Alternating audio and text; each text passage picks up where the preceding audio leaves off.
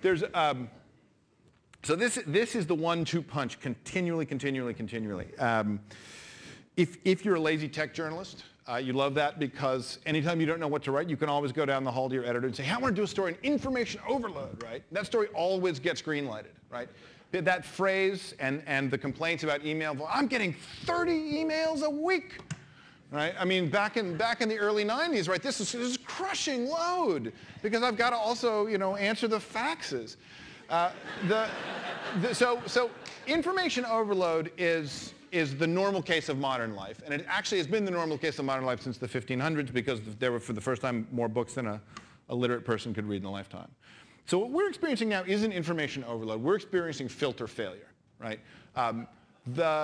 If you took a bookstore and you dumped the contents out in the street, I mean, don't do this, but if you did dump the contents out in the street, and you said, oh, I hear there's some Auden in there, go wait on in, you're not going to find the Auden, right? You're going to get Love's Tender Fury and Chicken Soup for the Hoosier Soul. I mean, that's we think of the bookstore as not being an overwhelming place because we know how to avoid the stuff we don't like. So this is the normal cycle, and right now we happen to be in the first half of the cycle, just as happened with the web in the 90s, right? The thing launches in 1994, and you could actually imagine Yahoo running something called Cool Website of the Day. Like, hey, a website just launched, thought you might like to know, right?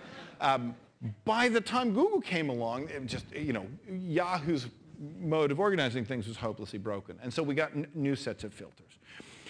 Facebook is in serious need of filters. Twitter is in serious need of filters. There is now such a premium on filtering these messages that I think we can expect to see company after company and service after service launching new tools for dealing with this. They're not going to work well at first in the same way that search engines didn't work well, but we need them so desperately that the premium for getting them right is going to make them better. My personal bet about where filtering is going is that it's going social, but that's an easy bet to make because it's turned out to be true for a lot of other things. Instead of blacklisting stuff, don't show me stuff from sources I don't care about, because that fails, as we know, from spam. And instead of whitelisting stuff, like only show me stuff from my friends, I think we're going to start graylisting stuff, which is to say, show me anything from my friends and any of their friends, or show me anything from my friends or their friends or anyone that 10 of those people know, right? So we'll get a kind of serendipity dial for how open or closed we're going to be to these things. So for the moment, it's tremendously frustrating, right? You open this up and you look at it, and there's some good stuff, and then there's a lot of dreck in there, and filtering it out is just, everybody's doing it by hand now.